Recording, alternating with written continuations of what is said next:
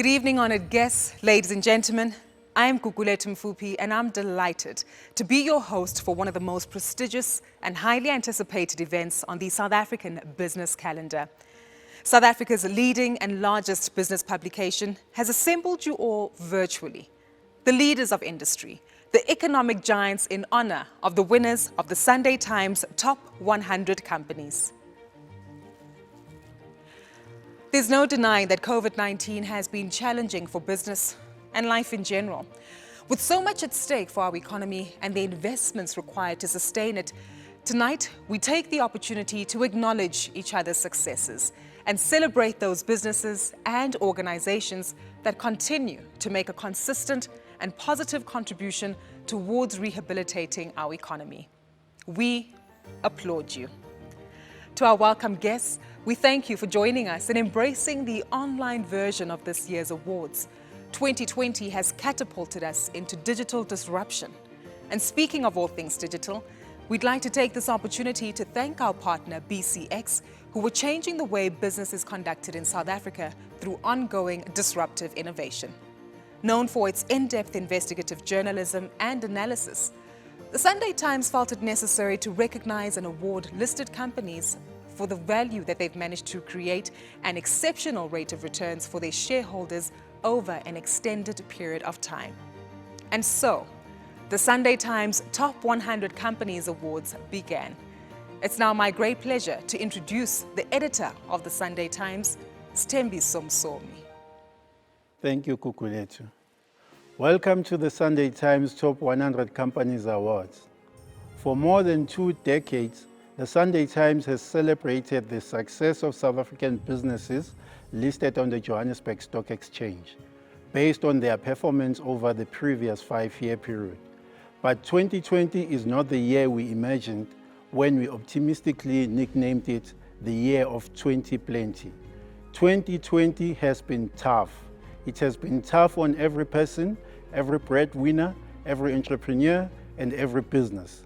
COVID-19 has scarred us with reduced incomes, unemployment, illness, and the devastating loss of loved ones. We already needed an economic revival pre-lockdown, but we now have a bigger mountain to climb, our economic Kilimanjaro, to get things back on track. The climb won't be easy. It's not for the lazy or the lily-livered. We need the collective grit of strong men and women, clean governance, and incorruptible government, and the ongoing push from the private sector. We must recognize what the private sector has already done to keep us from falling off a precipice. We need to recognize those who have prioritized people over profits when our country needs it now more than ever. Over the past 8 months, the pressure on business leaders has been immense and often overwhelming. Keeping people in jobs while looking after shareholder interests is a balancing act they've had to manage. The Sunday Times Top 100 Companies recognizes South Africa's captains of industry for the returns they deliver to shareholders as well as the business leadership they provide. So, to every business that finds itself in the prestigious Sunday Times Top 100 Companies list this year, congratulations for hanging in there. The country needs you to be successful, and we wish you everything of the best. Back to you, Gugulethu. Thank you, Sthembiso. No truer words have been said, and just exactly how difficult 2020 has been. The pressure on business leaders has been immense, but we certainly take confidence in the fact that we have strong men and women who continue to lead South Africa to ensure that we get back on track. Speaking about getting back on track, the reason why we've remained on track is through technological and innovative services, the likes that are made by the likes of BCX. Please join me in welcoming Jonas Bukhoshi, the CEO of BCX, to say a few words after this short video. Some of the greatest innovations were invented during some of history's deadliest pandemics, in hard times of grief and upheaval, when we're cut off from the rest of the world, when silence befalls every street. As days feel stretched by the hours at home, a lot can be brewing behind closed doors. There are those who allow their imagination to wander during isolation, inventors of the past and curators of the future, Some conceived things that make our lives easier and more enjoyable today. Some gave us a chance to even touch the sky. At the heart of BCX lives the spirit of innovation, even in the hardest of times. Our most important customer is yours. Gugulethu, thank you very much, and thank you for having me tonight. Ladies and gentlemen, good evening to you all. I'm really privileged to be part of this event tonight. Let me take this opportunity firstly to say that as it is tradition now, BCX is honored to be part of the Sunday Times Top 100 Companies Award. We are privileged, we are honored to be part of an event that celebrates some of our country's top performers, resilient leaders, and top organizations. We are really honored that we as BCX are continuing to be part of this event. We are holding this event when the world is different from the time we had it last year. The world is in the midst of a pandemic, the coronavirus pandemic. Almost overnight, the world was thrown into a turmoil. Economies, industries, and jobs were impacted. Here in South Africa, our lives have been impacted. Our lives have been changed. And I must say that some of the changes will be permanent. But COVID-19 has taught us and reminded us of three things. The first one, the big divides around the world. What COVID-19 has done is to put bare the naked truth around the fault lines in societies worldwide. The divide between those who are rich and those who are poor. Because during the pandemic, those who are rich got richer and those who are poor got poorer. The divide between knowledge workers and unskilled workers. Because during the pandemic, semi-skilled and unskilled workers lost their jobs at the rate much higher, much faster than knowledge workers. The divide between those who have quality health care and those who don't. Because during the pandemic, those who don't have access to quality health care contracted the disease at a faster rate, and fortunately, most of them died. The divide between those who have access to technology and those who don't. Because during the pandemic, those who have access to technology found different ways of living. As an example, found different ways, alternative ways of accessing education. These fault lines in societies are fundamental and are unsustainable. Something has to give. Secondly, the pandemic has reminded us that the only permanent thing is change itself. That not the small or the large, but the companies that are able to adapt quickly, adapt to change, will survive. Because not only is change itself permanent, but the rate of change is accelerating. The third thing that the COVID-19 has shown us is that now, more than ever before, technology has permeated our societies. That technology is changing the way we work, live, play, and learn. It is in the context of this new normal that we want to honor and recognize those that even though times were tough, they found ways to perform because of agility, speed, and innovation. Ladies and gentlemen, please join me as we recognize the BCX Digital Innovation Award winners. In 2019, BCX launched the inaugural Digital Innovation Awards with the aim of recognizing the digital innovation excellence in South African enterprises. This year, 28 shortlisted candidates pitched in front of 5 renowned judges to achieve the title of Digital Innovation Award champion in their respective categories. Today, we gather here to recognize these businesses, and we are proud to announce the winners of the 2020 Annual BCX Digital Innovation Awards. The 2020 SME category first, second, and third place winners are: in third place, FinChatBot; in second place, Ozo; and the winner of the 2020 SME category goes to Bottles App.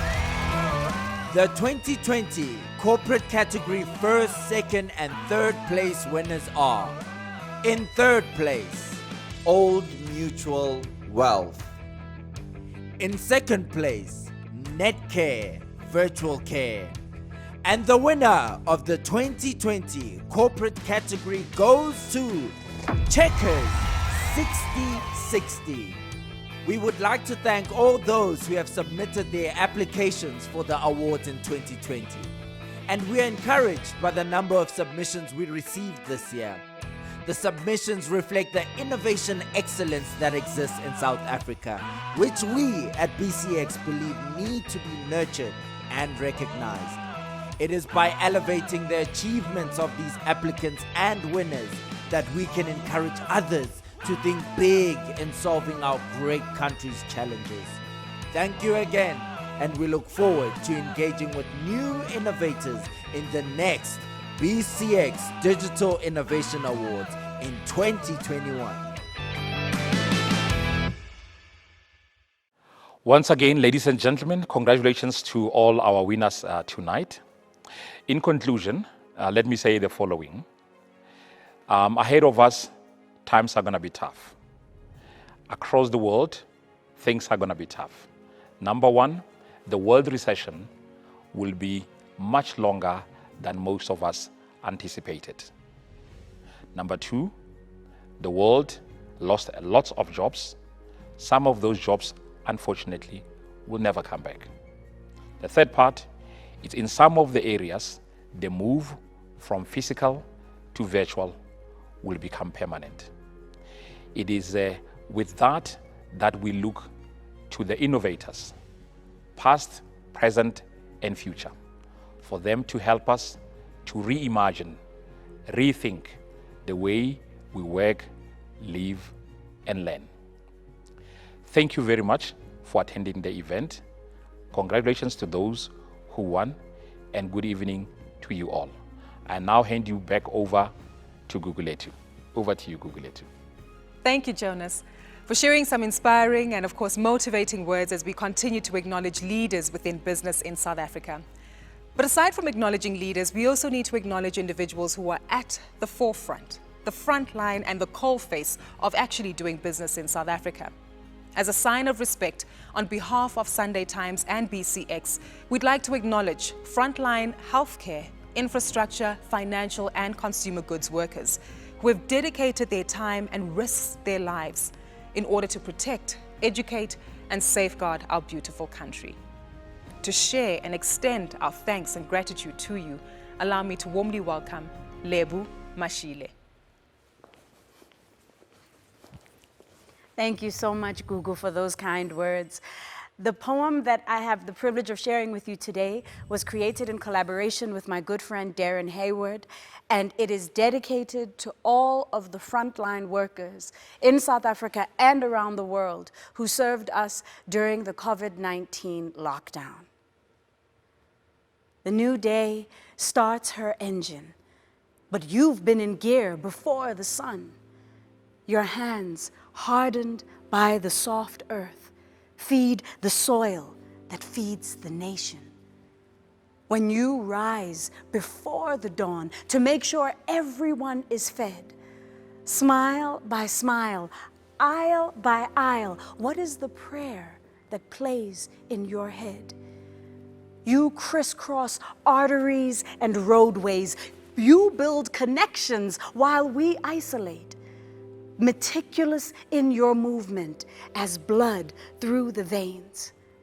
When you were called to teach, who knew the classroom would be a screen, a constellation held together by what you make this moment mean? when you dedicated your life to the study and sustenance of life. You couldn't have fathomed being the front line of a planet spinning inside out.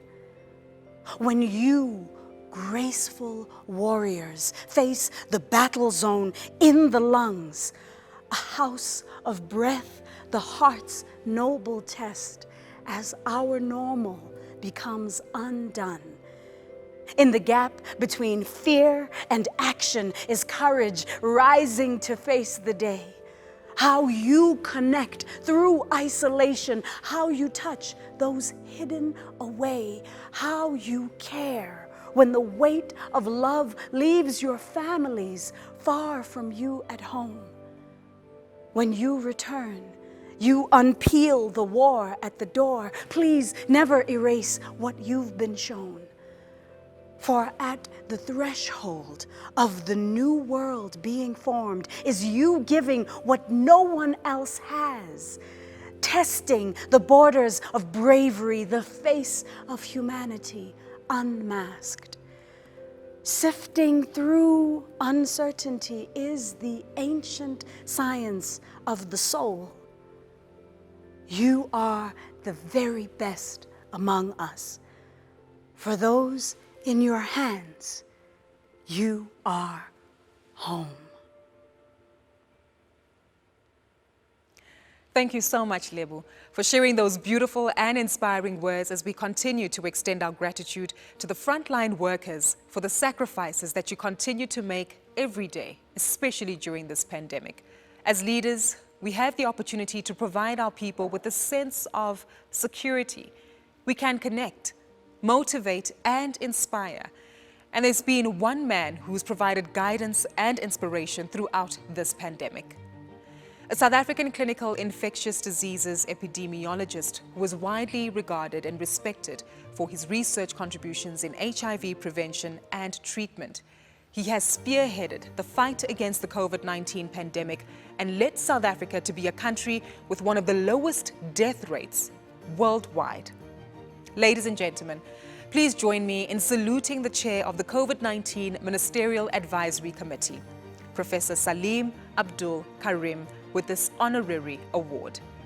Professor Karim, your dedication, commitment, and courage deserves our deepest gratitude and admiration. As they say in your home province of KwaZulu-Natal, Siyabonga. Let's take a moment to reflect.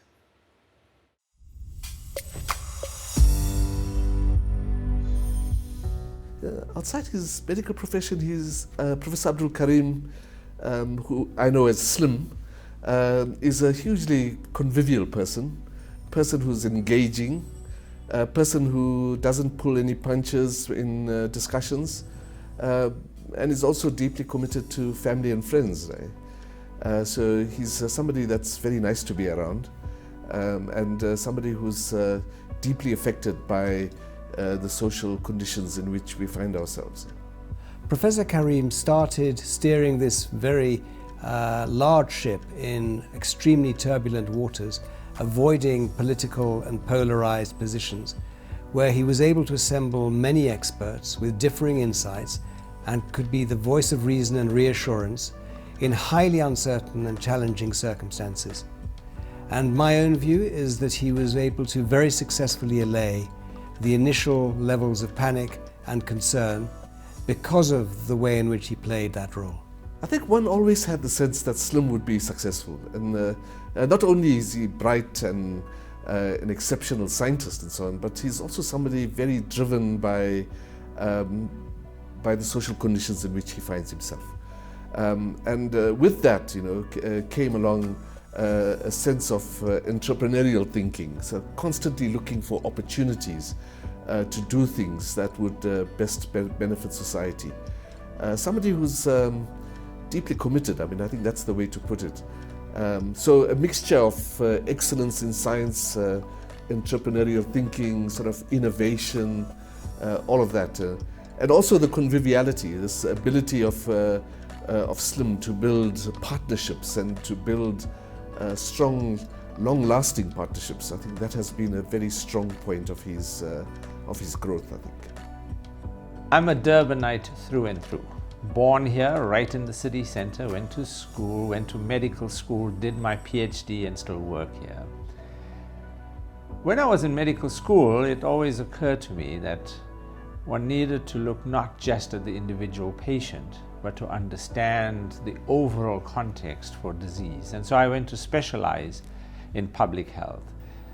Went to New York to study at Columbia University, went to the London School of Tropical Medicine and Hygiene to study health economics, and all of that together gave me the background in order to understand infectious diseases and to develop a level of expertise in undertaking research.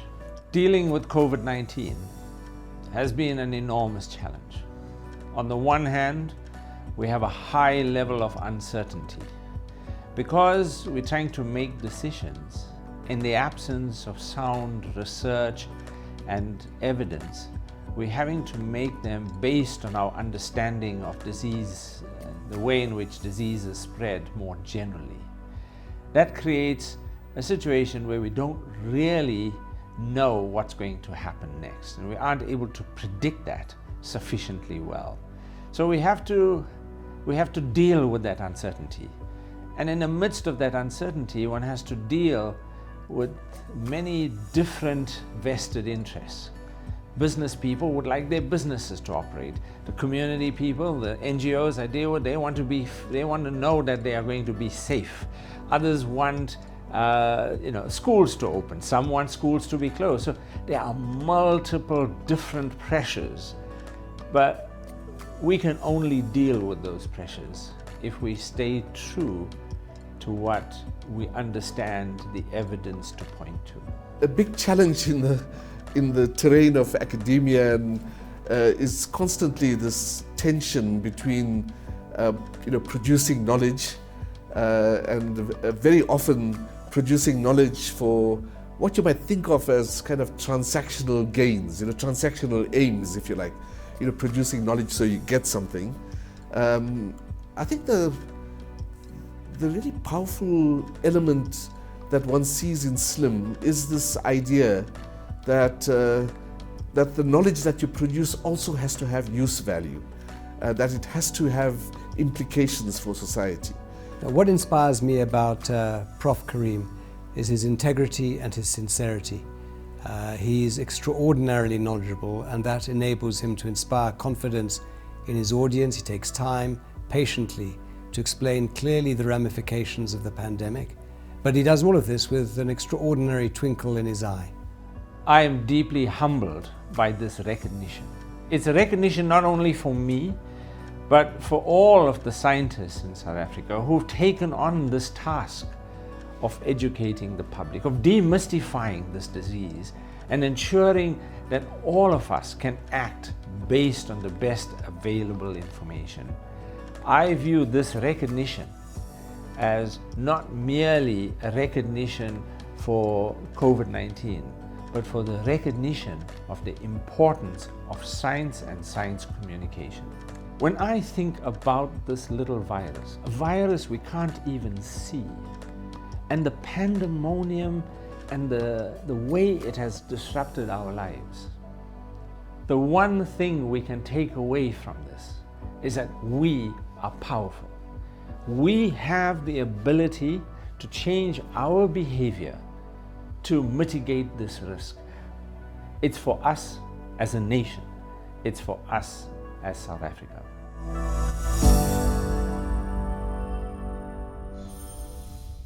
Congratulations once again, Professor Karim. Your contribution is valued and appreciated. Well, ladies and gentlemen, join me as we now commence the Sunday Times Top 100 Companies Lifetime Achiever and Business Leader of the Year Awards. So let's get started with the Sunday Times Lifetime Achiever Award. This award recognizes an individual that consistently contributes to the South African economy. This year's Lifetime Achiever is currently a non-executive advisor of Standard Bank Group Limited. He served as Chief Executive Officer of Standard Bank Investment Corporation from 1999 to 2013.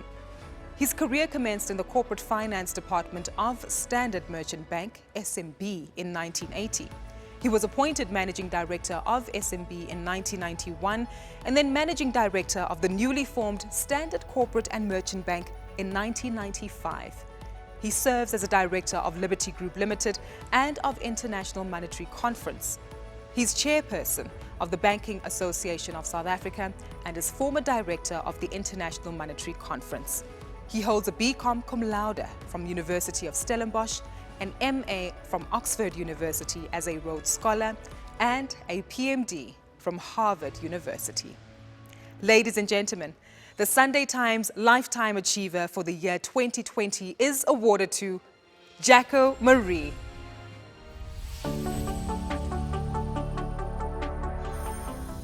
The way I'd describe Jacko as an individual would be to say he is exceptionally clever.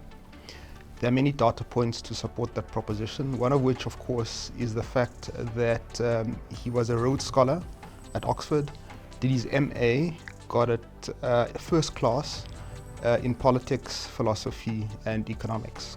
A remarkable feat. Second, of course, we all know that he's a polymath. He knows a hell of a lot about small details and about big picture stuff.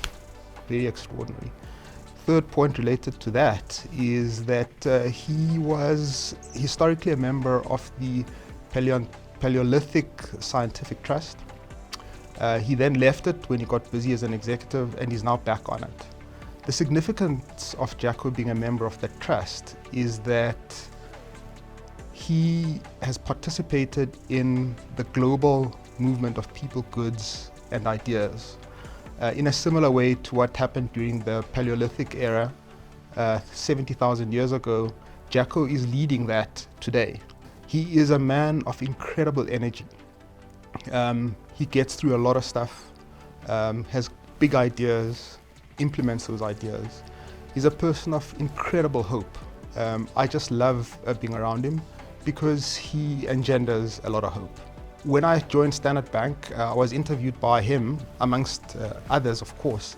But you get to the 9th floor on number 5 Simmons Street, the lift opens, and as you enter that floor, there's a picture by Penny Siopis, and it has got the caption, Ex Africa Semper Aliquid Novi. Something interesting always comes out of Africa, and Jacko is the quintessence of that. The next thing to think about Jacko is just the incredible transactions that he's been party to. He, together with Mark Barnes, led the restructuring of the sale by Stan Chart of its shareholding in Standard Bank in the late 1980s. Jacko led the negotiation, in fact conceived of and led the negotiations between ICBC and Standard Bank for ICBC to acquire 20% of Standard Bank, which at the time, and I think it still continues to be, the largest single foreign direct investment in South Africa by a foreigner, and it remains the largest foreign direct investment on the African continent. Interestingly, and which I think is really heroic, is that he was recognized in 2013 in a publication by APSIP for his contribution to transformation. And that publication is really interesting. It notes that long before Employment Equity Regulations, Broad-Based Black Economic Empowerment Act regulations, Jacko was driving change and transformation in the Standard Bank Group, in the banking industry and in South Africa. And we at Standard Bank are the beneficiaries of that foresight. There's so many successful people in the world, but a lot of them have achieved success in one area and then failed dismally in other aspects of their life. So for me, the truly successful people are people who've got their feet on the ground, balanced, but also achieve great things. For me, great leaders display 5 attributes. The first is that they can paint a vision, an exciting future. People want to work in companies that really have a bigger purpose. Secondly, good leaders are wise. There are lots of smart people out there, but not many people that are wise. Wisdom to know that the world is not about black and white, it's about grey. Knowing when to delegate, as an example. So the attribute of wisdom is something that is not easily found and is a critical element of leadership. Fourthly, it's personal attributes like being positive, courageous, sincere, transparent. Those are things that people look for. Integrity is absolutely fundamental. And finally, it's about delivery and execution. There are lots of people that have got the attributes that I've mentioned previously who just somehow can't get it done. And then there are others who, when the going is tough and then when it really matters, are able to get the ball across the line or into the goal. Those are the truly great leaders. What inspires me about Jacko as a leader is that he is the quintessence, he's the living example, the prototype of one of our 8 values, being the value of integrity. Our business is built on trust, and Jacko just oozes trust and faith and hope. I think I've described him in other circumstances as a polymath and as a Renaissance person, a Renaissance man. He is exactly that. He is just a decent human being, somebody who believes in a higher purpose, has faith in humanity, and then spends all of his time going through a list of activities every day that meets that higher purpose. The South African economy is obviously in a very dark place at the moment, and the outlook is pretty grim. What advice would I give to an up-and-coming young business person? The first is never to give up and to work hard. Nothing useful was ever achieved without a lot of hard work and effort. It's also being patient, knowing when to be patient, because things don't always happen quickly. You have to be self-confident and believe in yourself, but at the same time, you need to wake up at night and wonder whether you really are doing the right thing. So having that balance between self-confidence and self-doubt is absolutely critical in getting ahead. And as my father said to me on many occasions, it takes many years to build up your good name, and it's the only real asset you have, and you can destroy it in seconds. So remember to always keep building that good name. So the positive about that is that we're all staring into the abyss, and I've been heartened by how many business people have stuck their hands up to try to find and formulate solutions to get us out of this hole. The legacy that I would like to leave is that my young grandchildren can also have their place in the sun in this beautiful country of ours. But that won't happen if we live in a sea of unemployment and poverty.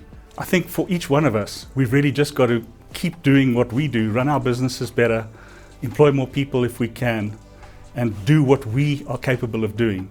And if we all adopt that approach, I think we will come out of the position that we find ourselves in today.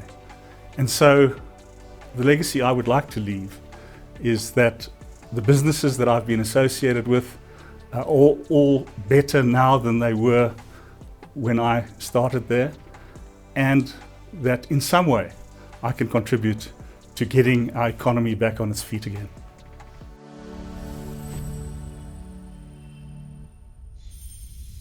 Congratulations, Jacko Maree. A remarkable achievement based on a lifetime commitment that we thank you for. Moving on to the next big category for this evening, the Sunday Times Business Leader of the Year recognizes the need to acknowledge and honor those who have made a significant contribution to the South African economy and achieved greatness throughout the previous year. The 2020 Business Leader of the Year has expertise ranging from accounting, auditing, large corporates, retail and investment banking, other financial services, HR, business strategy and strategic planning, and doing business in emerging economies. Ladies and gentlemen, the Sunday Times Business Leader of the Year for 2020 is awarded to the CEO of the Nedbank Group, Mr. Michael Brown.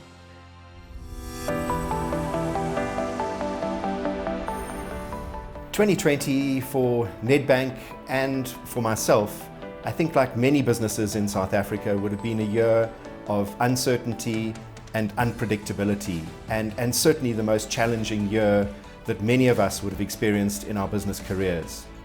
It was a year for our country where the real cost of the last 9 years became dramatically apparent, as we didn't have the fiscal space to be able to offset the economic challenges with real fiscal stimulus, and in many instances not the operational capacity to deliver. At the same time though, 2020 was an opportunity for experience and resilience to shine through, and an opportunity to make a real difference as leaders, both to the businesses that we run and the countries that we operate in. So looking at the challenges that the pandemic put upon our business model, we had a dramatic shift in the way that our business operated, going from the middle of March with everybody in the office sites and campuses and branches open to 3 weeks later, 80% of our people working from home. That put a dramatic challenge into the operationalization of our business model. Fortunately, banks were essential services, and Nedbank, like the rest of the South African banking sector, remained remarkably resilient, demonstrating the strength of our business models. We were able, as a consequence of the significant investment that we've made in digitization over many years, to almost seamlessly switch into a virtual environment where we could help hundreds of thousands of clients, nearly 400,000 clients, in their most challenging times of their lives. And that became the central focus of our business model. In addition, I think diversity in our business model became important. So while in these environments transactional volumes were down, bad debts were up, and as a consequence profitability also down, we had an extremely strong performance by our trading businesses. So diversity is absolutely vital in any of these environments. So if I had to reflect on the successes for myself and our business in 2020, I would think personally the small part that I was able to play in my leadership roles at the Banking Association and Business Leadership South Africa, having had many experiences of crises in the late 90s, early 2000s, the global financial crisis, I believe I was uniquely positioned to be able to look around corners and understand what was likely to come in our direction. There was an enormous amount of engagement with government and our regulatory bodies to ensure that the banking system remained strong and resilient in this moment of crisis. And it absolutely has come through in exactly strong and resilient condition. A huge amount of that was delivered through communication. So I can't remember how many radio or TV interviews I did around the strength of the financial sector in times of crisis. In addition, if I look at Nedbank in particular, I think the success for us was the magnificent work that our people did in helping our clients and customers in their moments of need. Many people operating remotely, but providing cash flow assistance and financial assistance to clients in an environment where we knew that working with our clients and building our brand was much more important than short-term profitability. And in addition to that, I think that the work that we were able to do through the platform called Business for South Africa on how we should transition through the various stages of the lockdown, in particular how we moved from lockdown level 4 to lockdown level 3, as well as the work that was done on building a recovery plan for the South African economy, much of which was reflected in the speech that we heard by President Ramaphosa. So reflecting on an environment like this for entrepreneurs, I think really important to point out the extraordinarily important role that entrepreneurs play in our economy. They are the lifeblood for growth and for employment creation. And I'm sure the exact attributes that make entrepreneurs what they are come forth in an environment like this. And I'm sure they're looking at it like the Chinese sign for danger, which is half the sign for crisis and half the sign for opportunity. And most entrepreneurs will be looking for the opportunity in this crisis. And when you have enormous disconnects in financial markets, in capital allocations, in the price of assets, that is a wonderful opportunity for entrepreneurs. So I'm sure great entrepreneurs will be looking at a crisis like this as an enormous opportunity for themselves. To win this award means an enormous amount to me. It is an honor always to be recognized by your peers, those people who've been with you in the engine room, and actually understand exactly what you've been trying to do and work on. It's particularly pleasing to win an award like this in a time of crisis, where it's much more difficult to have financial outcomes from the work that you have been doing. If I look down the list of previous winners, it's an absolute honor just to have my name mentioned in the same list as those winners. And in particular, I'd also like to thank mentors in my business journey, early mentors like Paul Leifright, Tom Boardman, and more recently, Roel Khoza and Vasi Naidu. They've made a huge contribution to my growth and development. In particular, to the leadership and people at Nedbank, this award is absolutely for you. I only have my position as a consequence of what I do at Nedbank. And then finally, just a big thanks to my family. They laugh at me at my inability on the golf course or my inability to do various home maintenance chores, so maybe you can see I'm not so bad in my day job.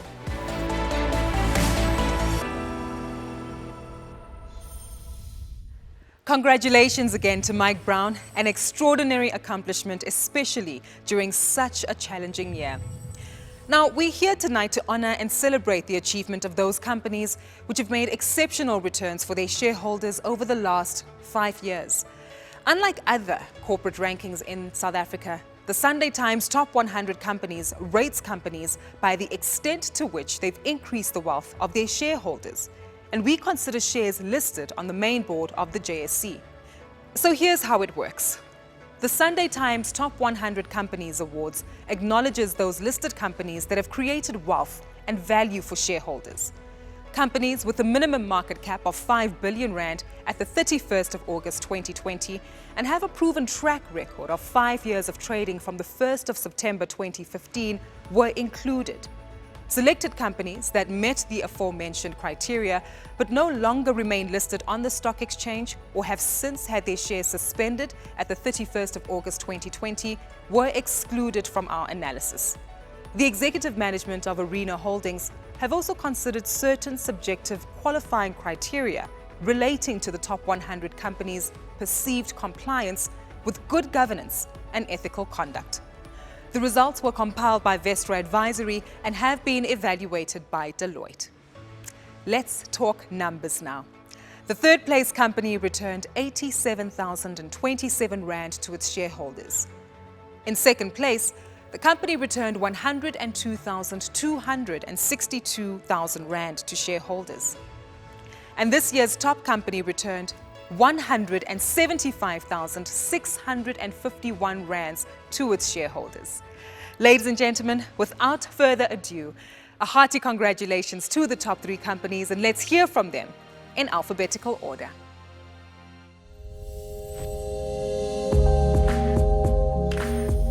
In terms of the COVID pandemic and the impact that it's had on investment patterns, particularly safe haven assets and shrinking one's footprint, I do think that COVID has brought to the fore or reaffirmed some of the technology enhancements that we have within our group, some of the instruments or the tools or the systems that we've put in place over time, and how that could be further rolled out to make us even more resilient going forward. I mean, we set up a whole lot of systems because of what we process and the environment within which we are. So we're a technology-focused business with a lot of logistics involved, getting the right sort of material delivered to the right point in time and the right format. And that system has carried us through COVID, and I think it's something that we can expand. So COVID, I think, has maybe made us realize the potential of some of those tools, and maybe we want to expand on those, enhance those. If we want to look back at 2020, the highlights of the 2020 year, first of all, also on safety, we had a much better performance as far as safety is concerned, specifically on our fatality rates, where we had a 33% improvement in safety. Of course, that's not good enough. We'll have to improve going forward, and we are busy with embarked on our program in terms of a safety program that we implemented 3 years ago. And that program is now in full cry, and we believe that will bring us a good safety performance going forward. You can never talk about 2020 if you don't mention COVID-19, and COVID-19 obviously had a major impact on all businesses in South Africa and globally. So Harmony was not spared. We in April had a full lockdown. with only surface sources continuing to operate. And after that, we had 50% and gradually brought people back to work.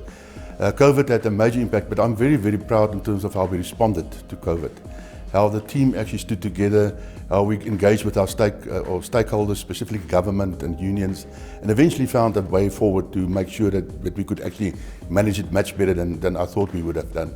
So COVID in itself was actually a very pleasing experience for us, because we as a company managed to do much better. And if one look at the results, we did better results or better profits for this year than the previous year, if you compare the 2 financial years. And we also make more profit, cash operating profit during the last financial year. So that in itself has been a tremendous effort and a tremendous achievement. The greatest success this year has been showing that we have a resilient business that is able to weather the perfect storm. We have a robust balance sheet, which also allows us to continue our promises on delivering ongoing returns to our shareholders. So for example, we paid about 9 billion rand in dividends this year at the interims, in a time where most of the big companies have been withholding their dividends. What it showed as well was that we have a robust strategy underpinned by our purpose of reimagining mining to improve people's lives. It also showed as well that we have a dedicated and a committed workforce that knew that as Kumba, our responsibility was not just for ourselves, our families, but also our communities and our country at large, particularly when you look at the context of livelihoods in terms of this pandemic. Well, in terms of our operational structure and where we are now, remember we were a deep level gold mine. So in terms of the most pivotal moment, or some of the most pivotal moments, I would think that the transaction that we did many, many years ago, which at the time had a deal value of only about 80 million rand, to combine a very large mine dump with plant infrastructure to establish the new Ergo, and then reinvest in that business, grow to the point where in 2016, when that was really all that was left of the old DRD Gold, that the market deemed that to be worth 5 billion rand. I think that was pivotal, and it sort of set the scene to become a surface-based operation. And Ergo still to this day, it's the nucleus of the operation. That's where everybody, it's the largest processor in terms of scale and size. And it's also where we develop the systems that we can roll out. And that laid the foundation for us to expand and to acquire the Far West Gold Operations, which is a superb asset, and which I believe has taken the company to the next level. It's been by and large the catalyst for the performance of the business over the last year. So I think it was that change, that particular transaction. And then of course, adopting sustainable development, social value, environmental value within this context of South Africa. That was very, very important, and it's given us a 10-year head start in terms of ESG and ESG reporting, because our ESG platform is right there, and in order for us to report ESG is really just a subtle adaptation of our narrative. The biggest challenge faced this year has been the consequential impact on COVID, and in particularly around the availability of our workforce. So for example, about 10% of our workforce has fallen within the vulnerable groupings. So again, it's really been around how then do we step up our performance with fewer people, and at the same time having to manage the health and well-being of the employees that were at work. Similarly, the other challenge as well has been the impact on the logistics chain, with Transnet as well having similar levels of people in vulnerable groupings, and also working with them. Because again, for the best part of about 3 months or so during the lockdown, they were operating also at reduced manning levels. But again, I mean, I would say that what COVID has done is it has taught us in terms of how can we work smarter. So for example, onboarding processes, it used to take us about 4 hours in terms of shift change because of all the screening and testing protocols that we had to follow. We've now managed to reduce that down to about 30 minutes with a view of achieving 20 minutes as we go forward. It was very important that we in actual fact conclude the transaction that we bought the remaining assets of AngloGold Ashanti. That we managed to do through all of this COVID period. We managed to start the operations in the hands of Harmony on the 1st of October. That concluded a program of close to 5 years now, when we slowly but surely bought up the assets of Harmony over time, of AngloGold Ashanti over time, and now actually took over the last remaining assets in South Africa. That transaction was, I think, a very good transaction for Harmony. We also managed to raise capital during the period of COVID, $200 million, and we had a very big subscription, a good support from shareholders. And all of that, if we put together, 2020 has been a fantastic year for Harmony. The business climate in South Africa is very challenging. When you look at when you look at the projections in terms of reductions in GDP, and the numbers, depending on which commentator you talk to, can be anything from about 8 down to 11.5%. That poses significant challenges, particularly with regards to the impact on society at those levels. That is why for us, we felt that despite COVID, we had to ensure that we continue to play our part in the economy, which therefore allows for economic activity, particularly in the Northern Cape, where we operate, because we are a significant contributor to the economic fortunes of the Northern Cape and of course to South Africa broadly. The economic recovery is very key, and clearly mining plays a significant role in that economic recovery in South Africa. And we're quite keen and very happy to be playing our part in terms of that recovery.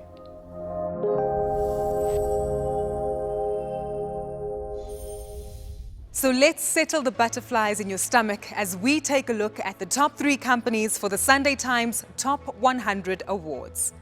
In third place, Kumba Iron Ore Limited. In second place, Harmony Gold Mining Company Limited. And the Sunday Times Top 100 Company for 2020 goes to DRD Gold Limited. A hearty congratulations to this company, and in true 2020 style, they couldn't be here to accept the award, so we connected them virtually. Ladies and gentlemen, DRD Gold.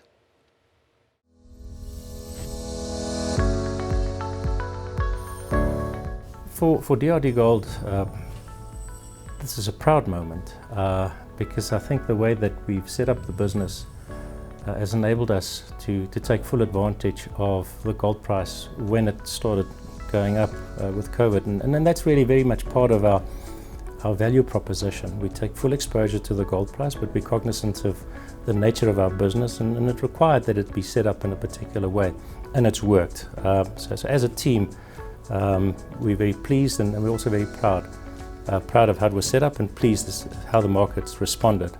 And hopefully we can continue to deliver value. Our value ambitions go beyond share price performance. That is one of our key ambitions, obviously, but we really also want to make sure that we could leverage our established social capital platform and also our environmental value platform to bring about the sort of change that I think the market is considering to be more and more important. So as a team, and as all the supporters of the team, very pleased with where we are, and hoping that this sets the scene for us going forward. Very thankful to all the team members and all of their partners. Very thankful to our board, who not only supported us but also allowed us to fix our mistakes, and very thankful to the market and how they responded to the performance of the business. Hopefully we don't disappoint you going forward.